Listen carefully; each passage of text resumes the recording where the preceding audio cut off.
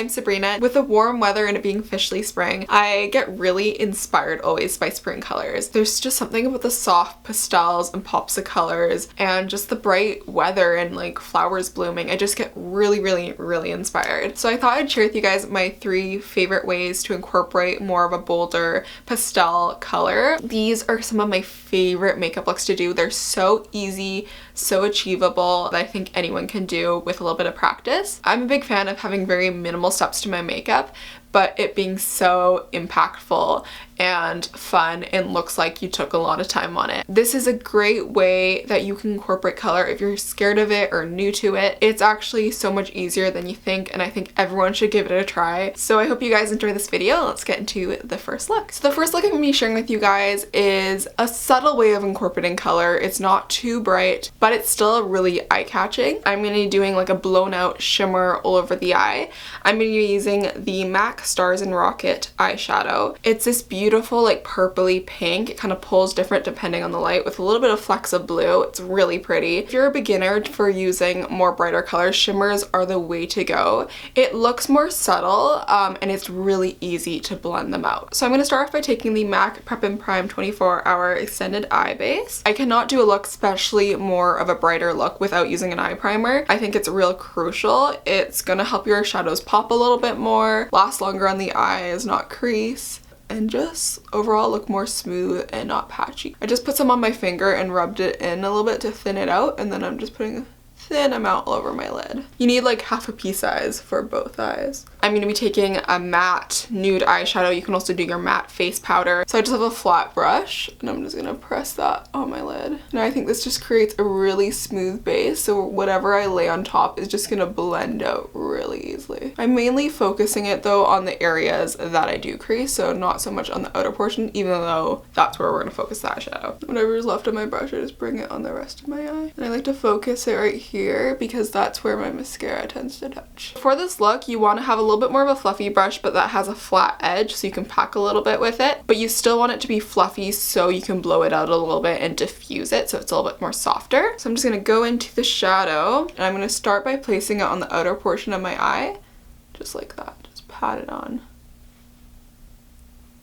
right there, and the brush should kind of hug that area really nicely. It's better to have less shadow and then slowly build it up, but it won't be too hard if you have a very soft, subtle, shimmery eyeshadow. So I'm just patting it in that one spot, and then I'm kind of diffusing it downwards to the center of my eye, but not up here. I'm just going to bring it down like that. Kind of giving like a faux liner effect. And then I'm just going to go back and press it in the area I want it most concentrated again, and then diffuse it like that. Diagonal line going on the eye. You always want to start your majority of your product here, and then whatever is left, just kind of diffuse it back to the center so it's not so strong, so you have a really nice soft fade. The reason I really focus the nude shadow here is because that area is going to be more of like the negative space in this look. So now we're going to take a little bit more, but we're going to kind of lengthen it over the edge, and that's just going to give that lifted effect, kind of going to the direction of your brow. And then I'm going to connect it here. You can always flip the brush to the other end if you don't want any product, just to blend, like up here. I have it quite close to my brow there, but I kind of like that look. I just think it brings a little bit more color, but you can totally just keep it down on your lid if you want, depending how much. But I have less product here anyway, so it's not too harsh. All right, so let's just go in and do the other eye as well.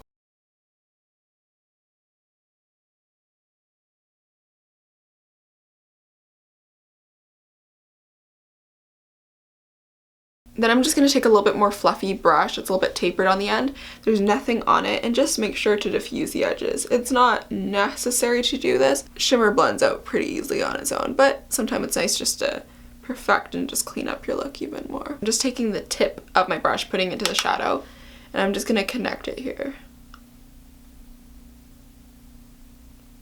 Just very lightly. I'm using the same fluffy brush because I don't want it to be stark. I want it to just look like it kind of fades into the lower lash line. So we're going to curl the lashes, and this look would look gorgeous as well with lashes, even just like a half lash on the end. But because I'm going to be taking off my eye looks to do another one with you. I'm not gonna put lashes on for the sake of that. I do like to go in with a little bit of liner in my tight line just to thicken my lashes a little bit, just to balance out, because we got a lot of like empty space going on, so I think it's nice just to have a little bit thicker lashes. And this is just a brown color. I think it just looks a little bit softer than a black. There you go. So now you can see it just made everything a little bit thicker. Going in with my Essence I Love Extreme Volume Mascara in Waterproof. I think you need a good lash with this kind of look. Really getting into my roots too. Just thicken it even more. And the tips are always good to kind of separate and lengthen even more. When I did my second coat of mascara, I just kept it on the outer portion just to thicken that, elongate again, going with the whole outer edge look. And then of course I can't do a makeup look without doing my bottom lashes. Not gonna coat them thickly, but just add a little bit of more depth, especially because we don't have anything going on the bottom. It kind of balances it out. So this is the first finished makeup look. So simple, so fresh. It looks natural, and from far away people won't notice that you're wearing a lot of color. I did not want to take off that makeup look, but I did, and I managed not to remove my mascara. So I just prepped my eyes in the same way with my primer, shadow, left my mascara on, and my eyeliner that's in my tight line. I mean, normally I think this look would be a little bit easier if I didn't have mascara on, but I just didn't want to take off the waterproof one because I knew that would just be a mess. So with this second look, I'm going to be showing you guys how to do a very soft looking eyeliner. I think this is the best way to incorporate color if you want something really bold but natural. I'm going to be using the MAC Mint Condition, which just screams spring to me. I'm going to show you guys how to do an eyeshadow liner. So I'm literally just going to stamp my brush into there. Get a little bit on the edges as well and just tap off. So then I'm simply just going to go ahead and kind of stamp it out and kind of map out where I want my line. But you can totally do a brighter eyeshadow color as well than this, but I kind of like how it peeks through the mascara. Whether you're wearing mascara or not, coming in from that top approach I think is really nice because you can really get it into your lash line, so there's no separation. So you can stop in the center, in the middle, whatever you want to do. I'm going to take it all the way to the center. It's thicker on the outer corner of my eye, and I'm just slowly tapering it down. Back on the outer edge. Press a little bit more. I want to make sure that's the real like bold section. So you can see just by putting my primer, making sure I prep, the eyeshadow by itself is just really popping. I didn't even have to wet it. And that stamping method is not going to diffuse the color. You're keeping the intensity. I got my whole lash line and I think that looks great. And you can totally just stop there. I think it's so pretty. Or you can go and elongate a little bit, lift the eye a little bit, which is kind of my favorite thing to do. So when you're doing a wing liner, you want to connect it from your lower lash line. You don't want it to float off the edge. So just following the waterline there, we're just gonna stamp it again. There you go, like that. And then I'm just gonna drag and connect. This dragging method is gonna diffuse the shadow a bit on the wing. But I like to do it just to map it out, and now that I did that, I can go ahead and use my stamping method again. And I want to make sure my line on the top here is straight. That's just the way I like to do my wings. So close my eyes and just pull. Okay, so then I'm just going to take my angled brush, there's no shadow on this, and just go ahead, put a little bit of concealer on it, and then we're just going to sharpen the edge. I mean, if your edge is a little bit wonky, this is a good way to clean it up. Mine's fine, but I want it to be sharper and pop a little bit more. Just pull it and put a little bit of pressure on it. Ooh, that kind of looks cool with the lighter shade underneath. And then I'm just diffusing the edges. You can keep it so simple and just do your lash line, or you can do what I did and extend it a little bit however much you want. Because my eyeshadow is not wet and it's not an actual eyeliner, it may fade a bit, but because I did the proper prep of a good eye primer, I find it stays pretty good throughout the day. And again, I don't want it to be too harsh. I want it to be a little bit softer, but you can totally wet your eyeshadow if you want to. Okay, so let's do the other side. You can even literally just take your brush and stamp right here, like that. And that's a done look. I think that's really pretty too. It has that very minimal look. Ooh, I like that. And when you want to get it a little bit bolder, because you're taking on the upper motion, you don't have to worry about fallout because your lashes are probably going to collect it. I don't even like tap my brush sometimes, and I just quickly stamp the pigment there. And because you're doing the stamping motion, you're not going to kick away any fallout because it's just directly in that one spot. I know this is the dangerous thing with wings, but once I do both wings, they're usually like kind of different, and I usually fall in love with a specific wing. Personally, this is my kind of wing right here. It's a little bit more angular, not as swoopy. I mean, I switch it up and do both, but I like the way this is a little bit more blocky here. So I'm gonna just work on this one a bit and then I'll be done.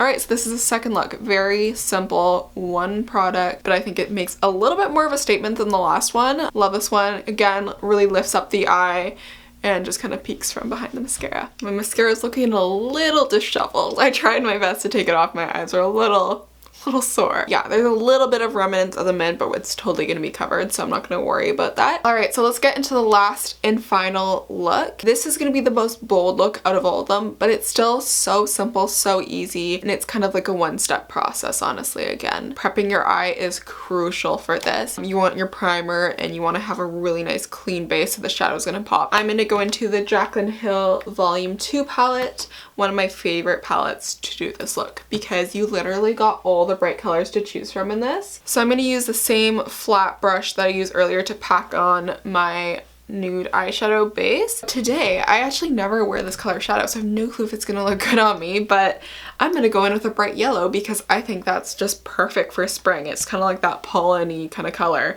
that I'm so allergic to. Allergy season, I tell you, is upon me. This is the color No Joke from the Jaclyn Hill Volume 2 palette. It's just this really pretty bright yellow with like a warm undertone. Really pressing there and wiggling it. I don't think I've ever used this yellow before.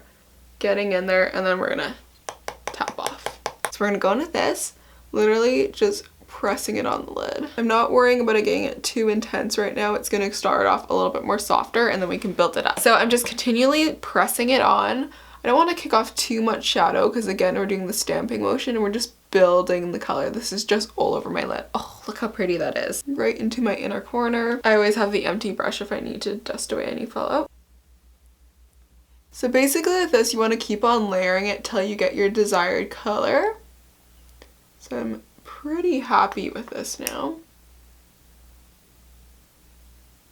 Perfect. So look at that. Nice pop of color. Then I'm going to go in with the fluffy brush. This is the fluffy brush that I used earlier when I was just kind of diffusing the edges. There was nothing on it, but now I put the yellow on it, just a light amount.